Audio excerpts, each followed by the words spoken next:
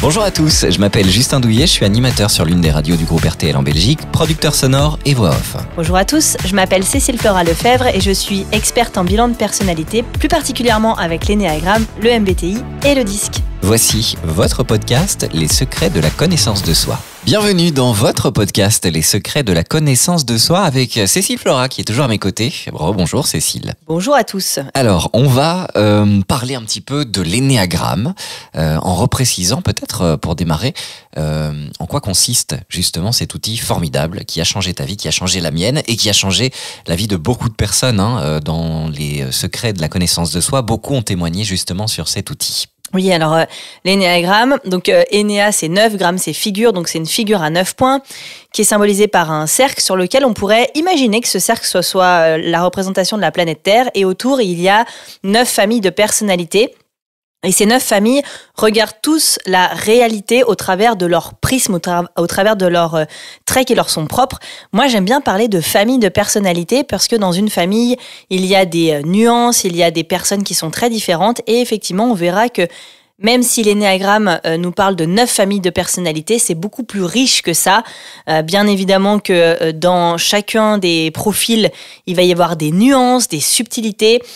C'est 9 manières de regarder le monde, 9 manières de voir la vie, 9 manières d'appréhender ses relations, 9 énergies dans notre corps, 9 manières aussi d'aimer, 9 manières de se comporter, 9 manières de gérer son énergie. Et donc l'énéagramme, c'est un outil de connaissance de soi qui nous renseigne sur ce qui motive nos comportements. Et donc l'idée, c'est de mieux se connaître pour mieux communiquer, mieux se connaître pour mieux s'aimer, pour mieux se comprendre, mieux s'élever, mieux se réaliser, mieux se transformer. Alors certaines personnes sont parfois un petit peu dubitatives, ils se disent oui mais bon on va encore coller une étiquette sur les gens, c'est enfermant, on met des gens dans des cases, etc. Alors pas du tout, en tout cas moi après coup, après m'être vraiment beaucoup intéressé à cet outil-là, bien au contraire justement ça permet de mieux d'abord se comprendre, se connaître, identifier nos besoins, nos envies, ce dont on a besoin, poser des limites aussi. Et aussi mieux comprendre les autres en tout cas, donc un vrai outil de tolérance. Oui, alors moi je suis toujours très surprise quand on me pose cette question parce que je crois que tous mes stagiaires me l'ont déjà dit, tous les gens à qui je parle de ce que je fais me disent « Ah mais l'énéagramme ou le MBTI, le DISC, c'est très enfermant ». Et pour le coup, moi, c'est pas du tout ce que j'ai vécu, comme toi. Moi, ça m'a permis de mettre des mots sur ce que je vivais, de me sentir moins seule, de comprendre finalement la boîte dans laquelle je m'étais enfermée, les lunettes que je portais sur le nez. Et ça m'a permis de regagner en liberté. Et notamment, il y a une formation que j'ai faite qui s'appelait 9 Prison 1 Key, qui est l'énéagramme utilisé en milieu carcéral et dans lequel ils nous ont parlé à tous de notre cadeau, de notre qualité de base. Et je me suis dit, ah ouais, c'est vrai qu'on est tous venus au monde avec un cadeau. Je trouvais ça super chouette et super beau comme c'était présenté. Et je me suis dit, mais en fin de compte, on n'a pas attendu l'énéagramme pour tous s'enfermer dans des boîtes. Les clichés sur les hommes, sur les femmes, sur les nationalités, où les Belges sont comme ci, les Suisses sont comme ça, les Allemands sont comme ci. Et de toute façon, même avec le signe astrologique, moi encore aujourd'hui, ça me fait dresser les poils quand j'entends « Ah, les Gémeaux sont bipolaires, les Scorpions sont comme ci, ou les Béliers sont têtus ».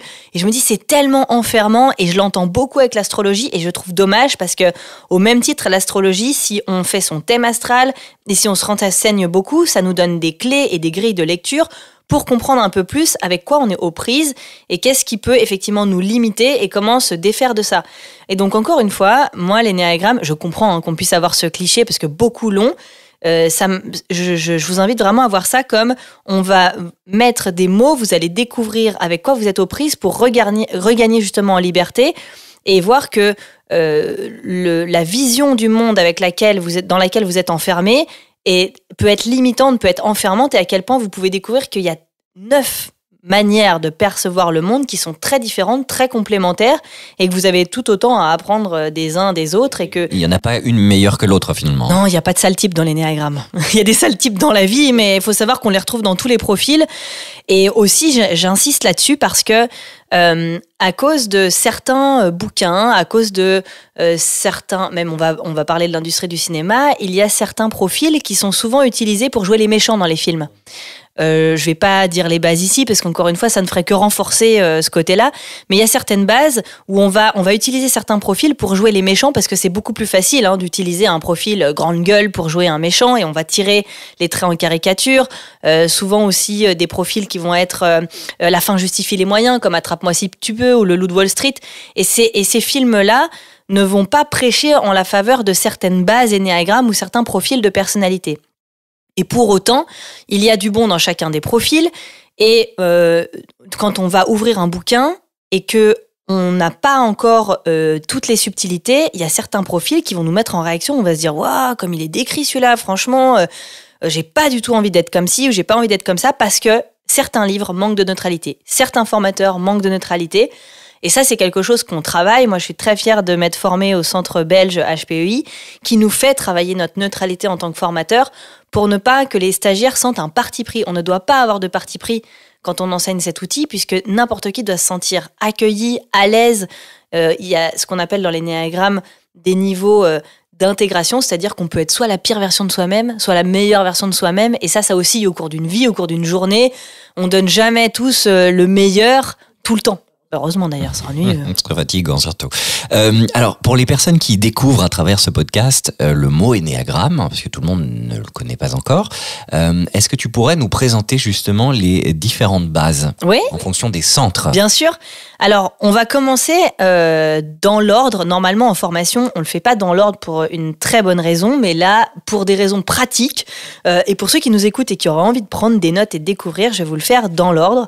Alors, dans l'énéagramme, il y a le centre instinctif dans lequel on va retrouver les bases 1, 8 et 9. Et je vais commencer par la base 1. Et d'ailleurs, si on observe le chiffre 1, je ne sais pas si tu as déjà remarqué, mais il est quand même assez droit, ce chiffre. Ouais, ça veut dire qu'il n'y avait pas de hasard. Parce que son besoin essentiel, c'est le besoin d'amélioration. Et en fait, le 1, il va nous enseigner l'éthique du monde.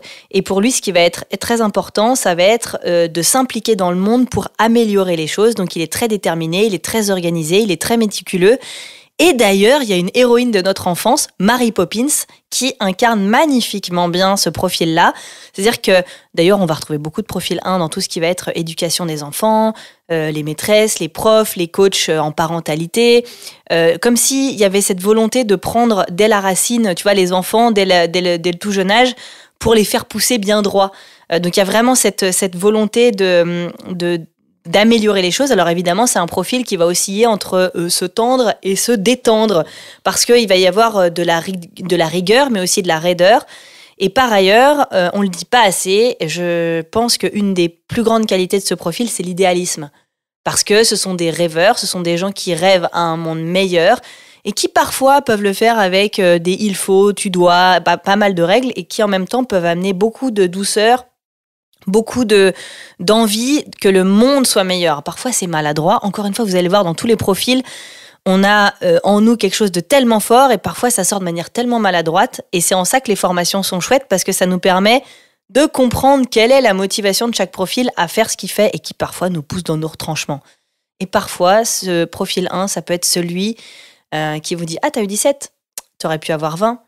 Mais en fait, derrière ça, chez lui, en fait, lui envers lui-même, il est déjà tellement dur, il se met un niveau d'exigence tellement haut et il a tellement un juge intérieur haut que lui, pour lui, en fait, il vise l'excellence, il vise le meilleur et donc il attend de vous la même chose. Et c'est justement tout le défi de sa vie, ça va être de lâcher prise, de se détendre. On verra que c'est intéressant parce que sur l'énéagramme, il est d'ailleurs connecté à un autre profil qui n'a pas du tout de mal à lâcher prise, qui est souvent d'ailleurs un peu trop dans le lâcher prise. Et c'est pour ça que l'énéagramme, on appelle ça l'énéagramme involutif, c'est l'idée qu'on peut naviguer sur la figure et aller chercher des ressources pour se libérer un peu de ce qui nous coince. Alors, profil 1, ok. La suite. Alors la suite, c'est le profil 2 et je crois que... Ah bah tiens. Je crois que tu le connais bien. Bah oui, j'en suis un moi-même. Et d'ailleurs, j'insiste, alors le profil 2, il est dans le centre émotionnel et c'est très rare de trouver des hommes en base 2. Tu fais partie d'une rare partie de la population. J'en suis ravi. Il y a un homme en profil 2 qui est magnifique pour illustrer ça. C'est le film Les choristes avec Gérard Jugnot, pardon. Christian Junot, il fait la relation à l'argent, ça n'a rien à voir. C'était quelqu'un de très bien aussi. C'est Gérard Jugnot qui qui incarne un magnifique profil 2 dans le film Les choristes. Alors pour le coup, le profil 2, lui, sa qualité essentielle, c'est la gratitude, le soutien, l'amour. Et son besoin essentiel, c'est se sentir utile. Donc lui, il est arrivé au monde. Souvent, il a perçu quand il était petit qu'il avait soit manqué d'amour ou en tout cas, finalement, lui, il a l'impression qu'il en a beaucoup à l'intérieur de lui et il a envie de le transmettre, il a envie de le donner et il a envie que le mouvement se perpétue et la main étant le prolongement de son cœur, c'est avec sa main qu'il va donner. Et donc évidemment que c'est un profil qui va avoir beaucoup de mal à recevoir les compliments, recevoir du service puisqu'il est tourné vers les autres, il est tourné vers le don. Et il perçoit le monde au travers des besoins. Et donc, il va sentir quand il y a un besoin. Par exemple, Justin, je ne sais pas comment il est au courant que j'adore les cafés allongés, mais il a dû le repérer à un moment donné et il a devancé mes besoins. Donc, est-ce que tu veux ajouter quelque chose sur ce profil-là ? Oh bah écoute, ça ne serait pas juste pour les autres, mais non, mais c'est sûr, moi ça a changé ma vie d'apprendre ça et puis de justement apprendre à aussi accepter que les autres nous proposent leur aide, apprendre à être seul aussi, parce que ça aussi, vous verrez si vous avez envie de vous plonger plus en détail, mais c'est vrai que ça peut être un des points clé aussi du profil 2, c'est que fatalement, comme on est tout le temps tourné sur les autres, on a beaucoup de mal à s'occuper de soi-même. Et donc, on peut ressentir une certaine forme de vide. Et le fait, par exemple, de se poser un moment et d'être seul, on est un peu perdu, parce qu'on passe une grosse majorité de son temps à s'occuper des autres. Et donc, du coup, on a beaucoup de mal à s'occuper de soi-même. Mais c'est important et essentiel d'apprendre à le faire. Et puis, aujourd'hui, je peux te dire, j'apprécie vraiment m'occuper de moi. Et la base 2, en fait, elle a comme moteur interne, donc là je vais parler des drivers qu'on va retrouver dans l'analyse transactionnelle, mais un driver de fait plaisir. C'est très rare de rencontrer une base 2 qui n'a pas une base empathique dans d'autres outils ou un moteur interne de fait plaisir et donc effectivement tourné vers les autres. Et ça va être très dur pour l'entourage d'arriver à s'occuper de quelqu'un en base 2 aussi bien que lui s'occupe de vous. Et pourtant, au fond, c'est un petit peu le dilemme.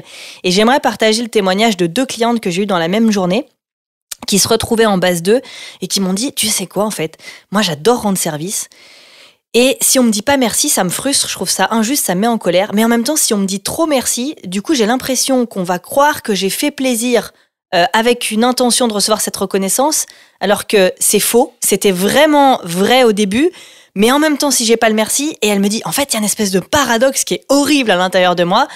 Et donc, effectivement, voilà, si vous vous reconnaissez, il se peut que vous vous retrouviez peut-être dans les pieds de la base 2. Alors, bien évidemment, volontairement, je vous donne pas des étiquettes et des mots pour qualifier ces profils, chose que vous retrouvez dans pas mal de bouquins. Pourquoi ? Parce que on a tous une définition qui nous est propre de chacun des mots. Par exemple, le 1 est souvent appelé le perfectionniste. Mais la plupart des 1 ne se trouvent pas perfectionnistes parce qu'ils ne sont pas parfaits. Et ça va pas forcément leur parler. Ou alors on a des gens qui sont très perfectionnistes mais qui sont pas forcément base 1, puis qui du coup en voyant cette étiquette vont se la coller sur le dos. Pareil pour la base 2 qui est appelée l'altruiste. Il y a plein de gens qui sont altruistes, qui sont empathiques et qui sont pas base 2. C'est pour ça que ça peut être enfermant, voire même ça peut induire en erreur, voire même faire le processus inverse. C'est pour ça que moi j'aime beaucoup l'énéagramme des tensionnalités, c'est vous dire les tensions de chaque profil. Le 1 c'est entre se tendre et se détendre. Le 2 ça va être entre faire plaisir et du coup finalement penser à soi. Donc ça va être le dilemme. Et ainsi de suite pour chacun des profils. Et là, ça vous donne comme un peu un éventail du dilemme et de ce que la base fait naturellement et de son dilemme, finalement. Alors, ensuite, base 3. Oui, la base 3. Alors, la base 3 dans l'énéagramme, son besoin essentiel, c'est de briller. Lui, il nous enseigne le rayonnement. D'ailleurs, vous allez en voir beaucoup sur les réseaux sociaux, beaucoup qui vont être des leaders dans le développement personnel qui vont vous dire oui, donne la meilleure version de toi-même, libère ton plein potentiel, qui vont être ceux qui vont vous allumer l'étincelle. Donc lui, il va valoriser tout ce qui va être la valorisation, le rayonnement, l'accomplissement. Et ce sont les révélateurs de talent. C'est-à-dire, ils vont vous allumer l'étincelle et tout est possible. Donc, ils sont des grands enthousiastes, ils ont beaucoup d'énergie, ils sont très assertifs. Et eux, ils oscillent entre faire impression et être authentiques. Parce que finalement, dès tout petits, ils se sont rendus compte qu'ils brillaient dans les yeux de papa ou maman quand ils étaient les meilleurs ou quand ils étaient bons dans quelque chose. Et du coup, ils vont être beaucoup dans le faire et s'identifier à ce qu'ils font. Et finalement, à un moment donné, il y a mais moi, je suis qui entre tous ces masques ? On va avoir des profils qui vont adorer le défi, adorer le challenge. Et par exemple, moi j'adore les biopics et Clo-Clo en est un exemple parfait. Claude François, le film Clo-Clo, il explique que pour briller dans les yeux de son père, finalement, il va passer sa vie à donner la meilleure version de lui-même et c'est une course sans fin. Et on voit bien que c'est quelque chose il le fait pour quelqu'un. On a aussi, alors ça c'est vraiment ce que je vous dis, ce sont des suggestions, des grilles de lecture que moi j'aime et qui ne sont absolument pas la vérité absolue. J'ai regardé le biopic de Johnny Hallyday, ça m'a semblé assez évident qu'on était aussi certainement sur une base 3, dans le sens où toute sa vie pour prouver à son père qu'il avait de la valeur, il s'est arraché, il a travaillé comme un malade. Et tout le long de ce documentaire, je me disais, il y a quand même quelque chose qui ressemble à de la base 3. Il y a ce côté obtenir de la reconnaissance pour, du coup, obtenir un semblant de valeur. C'est-à-dire que pour valider que j'ai de la valeur, j'ai besoin d'obtenir de la reconnaissance dans les yeux de papa, de maman ou de peu importe, ça peut être de mon conjoint. Et donc, très souvent, il y a des personnes qui me disent mais moi en fait j'ai l'impression d'être une coquille vide ou de pas avoir de valeur et du coup j'ai tellement peur de décevoir que je cherche absolument à avoir de l'admiration. Et quand on a cette grille de lecture là, ça peut amener beaucoup de compassion à l'égard de ces personnes qu'on peut voir des fois comme des achievers, des gens qui vont tout donner, qui vont s'arracher, qui vont travailler comme des malades, où on se dit mais ça manque d'humanité. Mais derrière en fait il y a vraiment une vraie souffrance liée à une pression, en fait, ils vont se mettre beaucoup de pression. Et donc, eux, ils vont avoir un moteur interne de dépêche-toi. Il faut que ça aille vite, il faut que ce soit efficace. D'ailleurs, le mot objectif et le mot efficacité, je pense qu'ils ont été inventés par des bases 3. Mais ils sont très très forts pour en côtoyer plusieurs. C'est vrai que c'est toujours, en termes d'organisation notamment, c'est très intéressant. Alors, la base 4. Alors, la base 4 dans l'énéagramme, vous allez en connaître beaucoup dans le domaine artistique. Parce que faut savoir que la base 4, dans l'énéagramme, son besoin essentiel, lui, c'est d'être unique. Il va nous enseigner tout le côté esthétique de la vie, le côté beau, le côté singulier, le côté intimité. Il offre une présence très sensible à la vie, il a besoin d'intensité, il a besoin de vibration. Et typiquement, alors dans les bases 4, non, là, vous pouvez pas me dire que vous avez pas, vous les connaissez tous, ces bases 4, parce que c'est Kate, dans Titanic, évidemment, qui va aller braver tous les interdits pour un amour impossible. Voilà. Donc, si vous nous écoutez et vous avez vu Titanic, vous avez un magnifique exemple avec Kate Winslet, Rose, dans le film, qui va aller braver le carcan de sa famille pour aller vivre l'intensité de l'amour, la vibration, évidemment avec une personnalité qui est très opposée, qu'on verra un peu plus tard sur l'énéagramme. Vous avez aussi Lady Gaga en termes de personnage assez atypique, qui a mis une robe en viande, c'était dans les années 2010. Alors pour ceux qui nous écoutent, qui sont un peu jeunes, vous n'avez pas vu, mais c'était assez incroyable. Mylène Farmer aussi, toute cette belle sensibilité. Ce sont souvent des profils qui ont une capacité à aller descendre dans les émotions, à vivre toutes leurs émotions, à les traverser. Vous allez écouter dans les podcasts notamment Franck en base 4 qui va beaucoup se livrer sur cette sensibilité émotionnelle. Et lui, sa tension, c'est entre fantasmer et se réaliser. Alors, il fantasme beaucoup les choses, il est très idéaliste.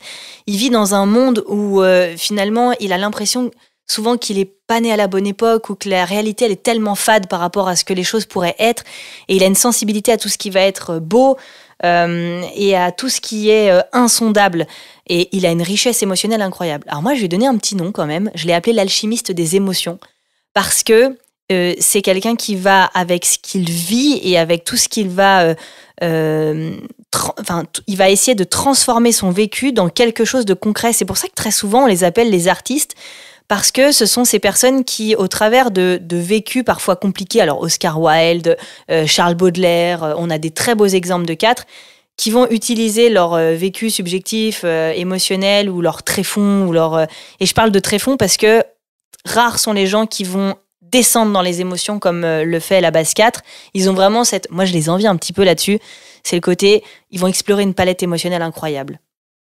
Beaucoup de profils vont dire « Ah, moi, la tristesse, j'y vais pas, c'est pour les faibles. » Ou « Être en colère, moi, j'ose pas. » Ou finalement, les émotions négatives. Eux, il n'y a pas d'émotions négatives. Il y a juste des émotions à expérimenter, à vivre. Et donc, ce sont souvent ces personnes qui ont des grands hauts, des grands bas, qui vivent vraiment une vie assez pleine d'intensité. Et vous avez aussi le film Into the Wild, qui est une très belle ode à la base 4 sur un sous-type un petit peu différent de ce que je vous ai décrit jusque-là. On passe à la 5 ? Oui. Alors, la base 5 dans l'énéagramme, là, on est sur le centre mental, donc on est sur une énergie qui est très différente de ce que je viens de vous décrire, puisque pour le coup, je vais vous emmener dans le Grand Bleu. Alors c'est un film que j'ai vu sur le tard et je me suis dit waouh, si vous voulez comprendre ce que c'est que l'univers de la base 5, allez voir, c'est Jean-Marc Barr, je crois, il s'appelle le héros, puisque la base 5, en fait, son mode de ses qualités, c'est l'observation, les questionnements, la profondeur. Alors la profondeur, du coup, c'est intéressant quand on voit où est-ce que va Jean-Marc Barr. Lui, en fait, il se dit que le monde demande trop d'énergie et en donne trop peu en retour, donc il va être souvent en distance des choses, il va avoir besoin d'être indépendant, d'être autonome. Et d'ailleurs, c'est souvent des gens qui vont être très en retrait, qui vont être plutôt introvertis, qui vont analyser, qui vont observer. C'est ce pote sur qui vous pouvez compter pour la subjectivité. C'est ce pote sur qui vous pouvez compter pour l'objectivité à toute épreuve. D'ailleurs, il y a un très beau film qui est La fabuleuse histoire du temps avec Stephen Hopkins qui illustre aussi magnifiquement bien la base 5, purée. Mais vraiment, je trouve que les films, c'est un vecteur qui est incroyable pour découvrir aussi les dynamiques de personnalité. Et d'ailleurs, c'est le moment pour moi de vous annoncer aussi que je travaille en collaboration avec Lisa Cohen, qui a travaillé 15 ans dans l'industrie du cinéma, qui s'est certifiée sur l'énéagramme et qui, dans mon programme, vient parler de l'énéagramme et cinéma. Elle offre 2 ateliers absolument magnifiques qui vous font vivre au travers des héros tout ce que vous avez toujours voulu savoir sur vos héros et qui va aller beaucoup plus loin que ce que je le fais, parce que j'avoue que c'est pas du tout mon credo, et en même temps, c'est important pour moi de vous donner un peu des repères dans les films que vous connaissez. Et donc, notre base 5, sa tension, ça va être entre se distancier et se rapprocher. Il va avoir du mal à s'investir dans le monde. Et d'ailleurs, très souvent, alors je vais vous donner une petite phrase rigolote, mais moi j'ai plein de potes en base 5 qui, quand leur chéri leur dit « je t'aime » ou vont dans les émotions, ils vont théoriser sur le mot. Oui, mais finalement, ce mot, je t'aime, il est un petit peu galvaudé. Et puis, qu'est-ce que ça veut vraiment dire ? Et puis, voilà. Donc, pour ceux qui sont dans le centre émotionnel, ça vous paraît peut-être complètement barré. Mais il faut savoir que les gens qui sont dans le centre mental ont besoin d'expliquer la réalité, soit pour s'y investir, soit pour s'en protéger, soit au contraire, ça va être une manière de la rationaliser. Mais tous vont avoir une stratégie. Et le 5, souvent, on dit qu'il vit ses émotions, il fait du décalage horaire. C'est-à-dire, il reçoit quelque chose en patate chaude. Et c'est une fois chez lui qu'il va arriver à le compulser et à bien le digérer. Et donc, ce sont souvent, oui, des personnes qui vont avoir besoin de solitude. Et typiquement, c'est marrant, tu parlais du 2 qui avait du mal avec la solitude. Souvent, on va retrouver des couples, 5 et 2. C'est assez courant. Base 6. La base 6 de l'énéagramme. Alors, c'est la base la plus complexe puisqu'elle se subdivise entre le 6 phobique et le 6 contre-phobique. Ouais, je vois que tu te tiens la tête entre 2 mains, parce qu'effectivement, oui, il y a de la complexité. On rajoute la complexité sur la complexité. Pour vous faire comprendre la base 6, je voulais vous parler du film Le Grand Bain, qui est un film qui va vous dépeindre l'idée qu'il y a dans cette base de personnalité. L'idée, c'est d'être entouré d'une garde rapprochée dans ce film pour gagner en confiance, se sentir moins seul face à l'incertitude et surtout se dépasser ses peurs et avoir du courage. Donc, c'est l'idée de la base 6. Leur qualité essentielle, ça va être l'éveil, ça va être l'intuition, ça va être le courage. Et en fait, l'essence de la base 6, c'est d'avoir une présence éveillée à tout. La moindre sensation, chaque détail, chaque changement dans son entourage, c'est des personnes qui vont sentir tout ce qui va se passer et qui peuvent se dire, bah voilà, moi j'ai besoin de me sentir en sécurité, donc j'ai besoin d'appréhender la réalité, j'ai besoin de me sentir rassurée. Et du coup, c'est des gens qui vont percevoir beaucoup les risques. C'est pour ça que je vous parlais du film Le Grand Bain, dans lequel ça illustre magnifiquement le fait d'avoir besoin d'appartenir à un groupe ou à un cercle de personnes en qui je peux faire confiance et vers qui je peux me référer pour prendre mes décisions, parce que je ne fais pas confiance en mon autorité intérieure par défaut. Et pour autant, ça va être la qualité du 6, il a un 6e sens. Hasard, je ne crois pas, 6e sens. Tout se tient, oui. Et donc, il a un 6e sens et une intuition de dingue qu'il ne va pas écouter, puisque vu qu'il est dans le centre mental et qu'il se dit « c'est pas rationnel cette histoire, pourquoi je lui ferais confiance ?», il va la questionner, cette intuition. Et du coup, il va soit faire référence à son comité intérieur, sa tête, et du coup se mettre à douter et avoir encore plus de mal à prendre une décision, soit au contraire, il va aller même demander à son entourage en disant « et à ma place, tu ferais quoi ? Et si t'étais moi, tu ferais comment ?» etc. Parce que sa tension centrale, c'est entre se méfier et se fier. Et si vous faites partie des gens qui m'écoutez et vous vous reconnaissez dans la base 6, faites-vous confiance puisque votre intuition, c'est votre cadeau et c'est vraiment votre essence. Dans les films dans lesquels on a une parfaite illustration du 6, notamment Contrephobique, qui lui est plutôt rebelle et va plutôt ressembler à une base 8, vous avez le film Le Prénom, avec Patrick Bruel qui va aimer, alors on est dans la joute verbale, on est sur beaucoup de rapidité dans le débit de parole, les 6 sont souvent très rapides et très ta en mode saccadé quand ils parlent. Ils regardent souvent ce qui se passe autour d'eux, c'est un peu la vigie, la sentinelle, la base 6. On va l'appeler aussi parfois le sceptique, parce qu'effectivement c'est souvent le lanceur d'alerte, celui qui dit « et si ça se trouve ?» Donc on a besoin aussi de personnes comme ça dans les projets, puisqu'ils vont certainement mettre le doigt sur des choses que vous n'aviez pas anticipées. Et puis selon la base dans laquelle vous allez être, vous allez les trouver très rabat-joie, et en même temps on a besoin de personnes comme ça, puisque si on n'était que des idéalistes, il y a peu de chances que les projets aboutissent. Et c'est ce fameux débat entre une base 6 qui se dit réaliste et qui est jugée par les autres de pessimiste et qui va juger les idéalistes d'utopistes qui, eux, se vantent d'être positifs. Donc souvent, si vous vous reconnaissez là-dedans, il y a des chances que vous ayez eu ce genre de débat avec des personnalités qui sont un peu opposées et que j'appelle complémentaires pour ma part. Donc le film Le Prénom, on est sur Patrick Bruel qui va s'amuser d'une joute verbale et d'un débat d'idées autour du prénom Adolphe qu'il a choisi pour son enfant, et on va voir que chacun des personnages, et là on a un magnifique débat sur l'énéagramme puisqu'on a beaucoup de bases représentées, et d'ailleurs il débat avec son beau-frère qui est base 5, très mental aussi, et on est sur une joute très mentale et très cérébrale sur à quel point on a le droit ou pas de donner ce prénom-là, et on est sur un débat très très très mental. Et puis vous avez aussi Le Sens de la Fête avec Jean-Pierre Bacry qui joue très souvent des bases 6 contrephobiques, très colériques. C'est-à-dire que quand il sent la peur, il a une émotion raquette qui va raqueter la peur et qui va le faire passer dans la colère. Et donc là, pour le coup, on est aussi sur un film très, très, très 6. Tiens, on serait pas à la base 7, là ?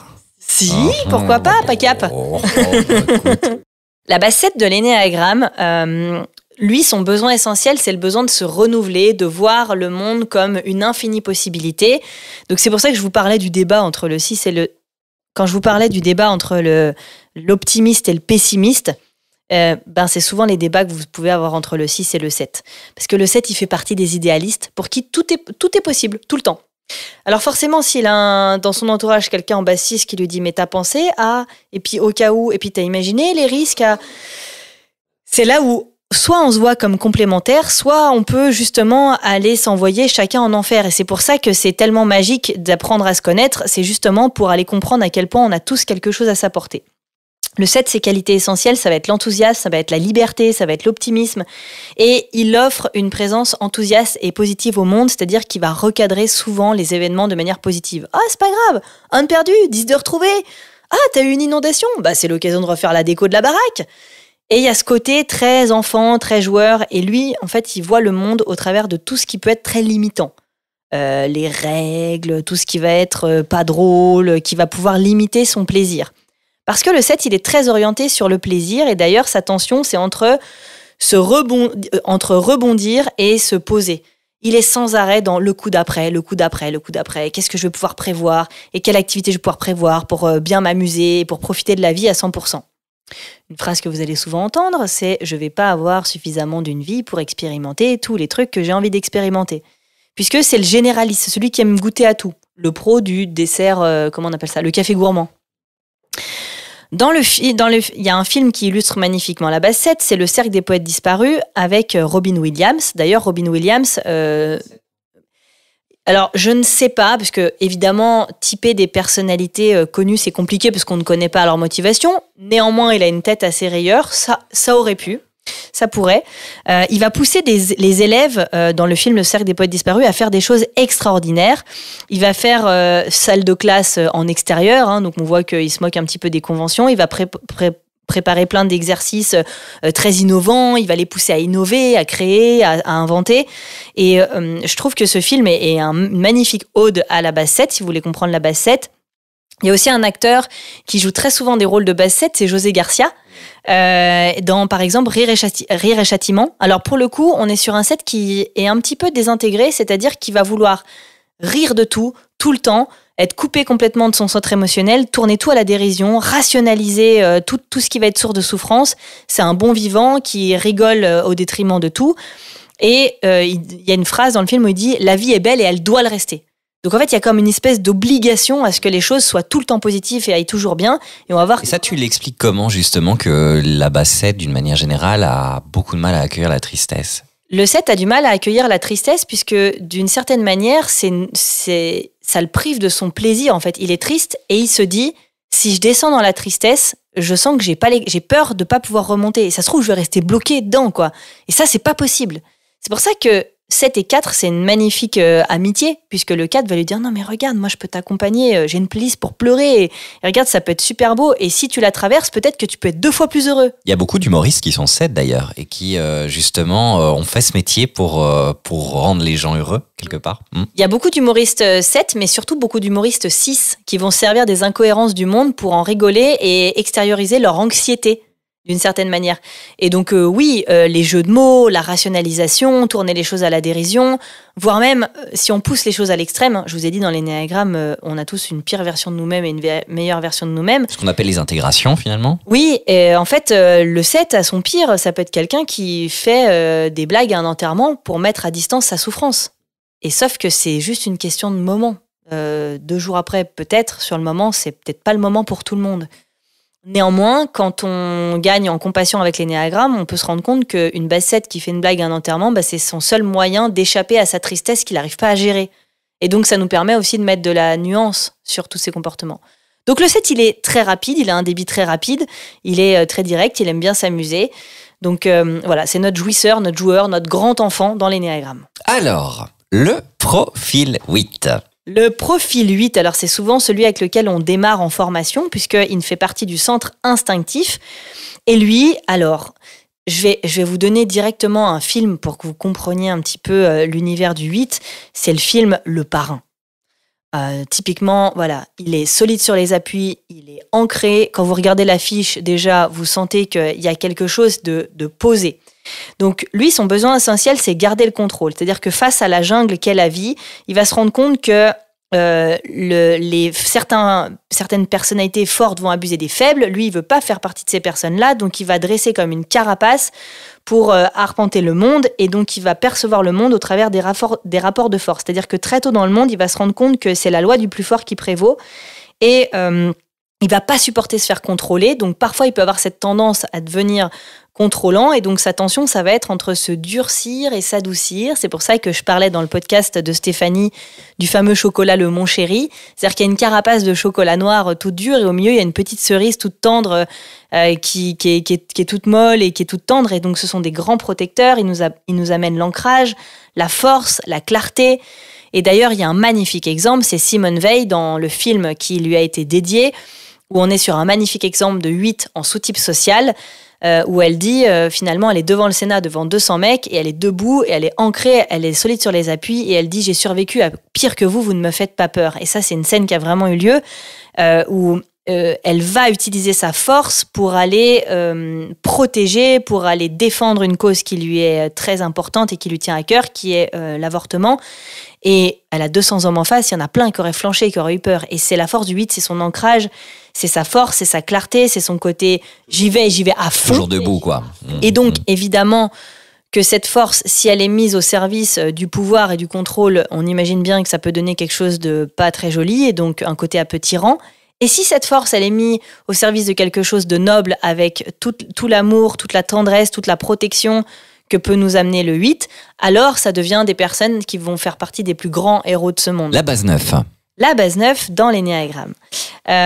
Alors, lui, c'est celui qui est sur le dessus du cercle, et c'est un petit peu comme s'il enrobait tout l'énéagramme, et il nous ramène au consensus. Lui, son besoin essentiel, c'est harmoniser, c'est-à-dire que face à toutes les discordances du monde, il va sentir physiquement qu'il a besoin de se mettre au diapason.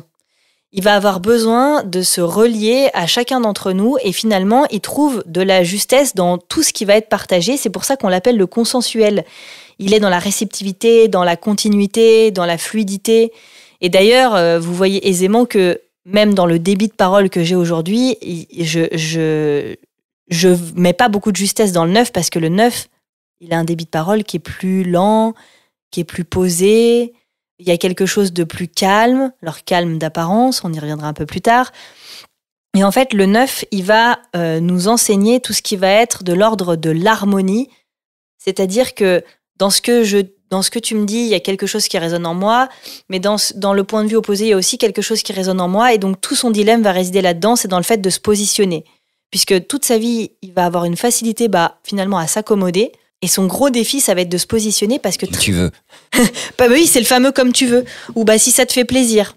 Et il a une colère à l'intérieur de lui qui est rentrée et qui explose une fois tous les 10 ans. Parce que finalement, vu que lui se dit finalement non, c'est comme tu veux, je suis pas si important ou mon point de vue compte moins. Le jour où il se positionne ou le jour où il explose parce que c'est allé trop loin, ça peut être très impressionnant. Lui, il sent bien quand les choses finissent par se résoudre toutes seules. Il va mettre beaucoup d'attention à mettre de l'huile dans les rouages, à faire plaisir. Mais quand je dis faire plaisir, ça va être différent de la base 2, parce que là, il va pas y avoir une proactivité, il va juste faire en sorte que vous vous sentiez bien. Le film Le Majordome, que j'ai vu quand j'étais ado, m'a beaucoup marqué. C'est un film qui illustre pour moi magnifiquement bien la base 9, puisque pour le coup, petit, à un moment donné, le fait de s'exprimer va provoquer la mort de son père. Donc ça veut dire ce que ça veut dire, et on sent, hop, la blessure, elle s'ancre. C'est si je prends position et si je parle, y a quelqu'un qui meurt, quoi, en gros. Et tout le film va être il va entendre du racisme, il va subir du racisme à la Maison Blanche. Et le maître mot, c'est tu n'entends rien, tu ne vois rien et tu ne dis rien. Et ça va garantir l'équilibre. Et donc finalement, c'est un film qui illustre très bien la base 9. On a aussi Morgan Freeman qui joue très souvent des rôles qui pourraient s'apparenter à du 9. Un peu cette voix de la sagesse qui est en toile de fond dans le film. Hagrid aussi dans Harry Potter, c'est-à-dire que c'est ce personnage secondaire souvent, alors ils sont rarement sur le devant de la scène les 9, qui est ce personnage secondaire qui va amener de la sagesse, de la douceur, du recul. Balou par exemple aussi. Des leçons de vie, il y a beaucoup de positivité dans la base 9, c'est quelqu'un d'extrêmement positif qui va réagir aux événements en disant en fait si ça s'est passé comme ça, c'est que ça devait se passer comme ça. Il y a un côté assez laissé-aller, assez cool, assez facile à vivre, assez coulant chez la base 9. Il y a un rapport au temps qui est particulier chez eux, non ? Oui, en fait, le 9, il va avoir du mal à se lancer parce qu'en fait, c'est comme si quand il voyait un objectif, il voit quelque chose d'assez flou, d'assez vague, d'assez confus. Et c'est pour ça que, par exemple, de faire alliance avec une base 3 pour qui la structuration d'un objectif va être très importante. Parce qu'effectivement, lui, dans le fait de se lancer va être compliqué. Après, une fois qu'il est lancé, c'est un vrai coureur de fond. Parce qu'il y a une énergie très instinctive. Mais c'est vrai que c'est une personne qui a tendance à s'effacer pour garantir l'harmonie. Et avec une peur du conflit qui est chevillée au corps. Et c'est pour ça que tout le dilemme de sa vie, ça va être de sentir que se positionner, c'est complètement OK et accueilli. Merci en tout cas, Cécile, d'avoir partagé les 9 bases de l'énéagramme. Et avec grand plaisir. Et puis évidemment, c'est complété par 3 sous-types qui nous amènent à 27 dynamiques de personnalité. Les 3 sous-types, on en parle un petit peu ? Ouais, on peut. Allons-y. Alors, il y a le sous-type survie. Oui, c'est ça. Alors, le sous-type survie, lui, sa peur, c'est la peur de manquer. Et donc, les thèmes, ça va être tout ce qui va être le clan, la maison, le confort, les températures, la nourriture, le sport, tout ce qui va toucher vraiment au corps. Donc, les sous-types, c'est des sous-types instinctifs qui sont développés entre nos 0 et 1 an. Et finalement, vous allez voir que quand vous rajoutez la couche du sous-type à votre type, vous allez voir que soit ça donne quelque chose, un effet qui se coule, double emploi, soit au contraire, ça vient même amener de la nuance. Ça colore, quoi. Ouais, ça vient colorer votre type, mais ça va amener de la nuance. On va voir par exemple que un sous-type survie, si on la pose sur une base 6, ça va rajouter de l'anxiété. Par contre, si on le met sur un autre profil, ça va venir le temporiser un petit peu. Donc voilà, ça c'est des subtilités qu'on voit avec l'énéagramme et que moi j'adore parce que les sous-types, pour le coup, c'est des comportements, c'est nos sujets de conversation, c'est les sujets qui nous intéressent, c'est les sujets qu'on va amener à table. Par exemple, moi j'ai des grands-parents qui sont sous-type survie. Les questions qu'ils me posent, c'est le business, comment il va en ce moment ? Est-ce que tu as de l'argent sur ton compte ? Est-ce que les affaires, elles tournent ?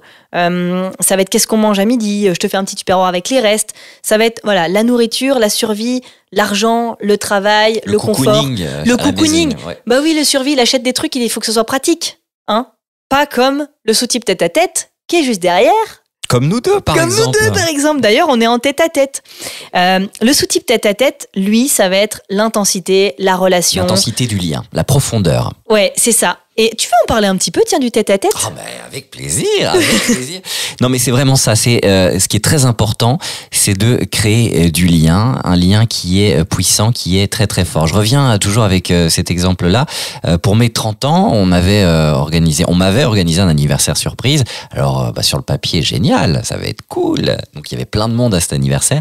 Et en fait, j'ai pas passé une super soirée parce que je n'ai pas pu créer du lien très fort avec chacun de mes invités. Et donc, je me suis retrouvé avec une trentaine de personnes et j'ai l'impression finalement d'être passé un peu à côté de ma soirée parce que j'ai pas pu vraiment prendre le temps de discuter avec chacune des personnes présentes. Et donc, ça m'a laissé un goût. Alors, évidemment, c'est sympa. On a fait une chouette photo, on a bien mangé, c'était cool. Mais voilà, je ne le referai pas comme ça. Donc maintenant, ce que je fais, c'est que je fête mon anniversaire plusieurs fois, mais en plus petit comité, ce qui me permet d'être pleinement dans l'instant présent et de pouvoir vraiment créer du lien assez fort et de prendre vraiment des nouvelles de mes amis et des personnes qui me sont très chères.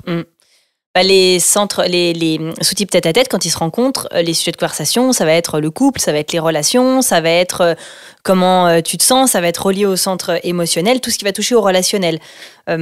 Et donc, le couple va être au cœur de la dynamique. Et donc, l'idée, c'est j'ai peur d'être abandonnée. Hein. La peur de base, c'est la peur d'être abandonnée. Et donc, du coup, il y a tout ce qui va toucher à l'intensité, à la séduction, au charme, la passion. Ça peut être... Moi, par exemple, j'ai fait un tête-à-tête avec l'énéagramme, clairement. Je suis rentrée en passion avec ce truc-là et ça m'a jamais quitté. Et quand je rencontre les gens, si tu me dis, on va manger au restaurant et que je sais qu'on est tous les deux, c'est trop bien. S'il y a une troisième personne, c'est comme si ça diluait mon attention et ça va être compliqué. Et voire même si on est quelque part et qu'une troisième personne arrive au milieu de notre échange et qu'on est tous les deux tête à tête, la personne va sentir qu'elle dérange parce que c'est comme si on crée un tunnel. Ouais. Et d'ailleurs, dans une bulle, quoi. Ce qui nous est beaucoup reproché, c'est qu'on regarde les gens dans les yeux et qu'on est très intense avec le regard, ce qu'on va pas retrouver chez les sous-types survie et les sous-types sociaux. Et pour le coup, il y a vraiment ce besoin d'intensité. Moi, je sais que les formateurs, souvent, me disent, quand il y a quelqu'un qui est très tête-à-tête, vous le sentez, il vous regarde, il vous traverse, quoi. Parce qu'il y a ce besoin de je rentre à l'intérieur de toi, je me connecte profondément à toi. Donc voilà pour le centre tête-à-tête. Et donc le centre tête-à-tête, vu qu'il est dans la séduction et que c'est important pour lui, tout ce qui va être joli, se faire joli, sentir qu'il fait impression quand il arrive quelque part, qu'on se rappelle de lui, vous vous doutez bien que si on appose ce sous-type sur quelqu'un qui est plutôt en base retrait, ça va venir un peu amener de la tension. Ou au contraire, si on appose ce sous-type sur un profil qui est déjà haut en couleur, ça va rajouter... je vais prendre mon cas. 7 en tête-à-tête, c'est ce qu'on appelle le sous-type, le profil fascination, c'est-à-dire qu'il y a des grandes envolées lyriques dans tous les sens. Dès que je rencontre quelqu'un, c'est la chose la plus merveilleuse. Et donc, je pars dans des hautes sphères et je m'emmène dans des intensités émotionnelles très, très fortes. D'ailleurs, en termes d'énergie, effectivement, le sous-type tête-à-tête, il a des grands hauts et des grands bas, là où le côté survie est plus linéaire. Ensuite, on a le sous-type social. Disclaimer, le sous-type social ne veut pas dire sociable. J'insiste là-dessus. Le sous-type social, c'est juste une modalité du centre instinctif, c'est-à-dire que mon attention, je vais la porter sur tout ce qui va être les groupes, les associations, les syndics de copropriété. Souvent, les syndics de copropriété, ils sont gérés par les sous-types sociaux. Merci, j'avoue, merci. Ça rend service. C'est-à-dire que je vais m'occuper de ce qui se passe sur ma commune, sur ma ville, et mon énergie, elle va être plus diffuse. Je vais aller serrer des louches par-ci, par-là, serrer des mains. En fait, finalement, qui voilà. Et donc, ma peur, ça va être la peur d'être exclue.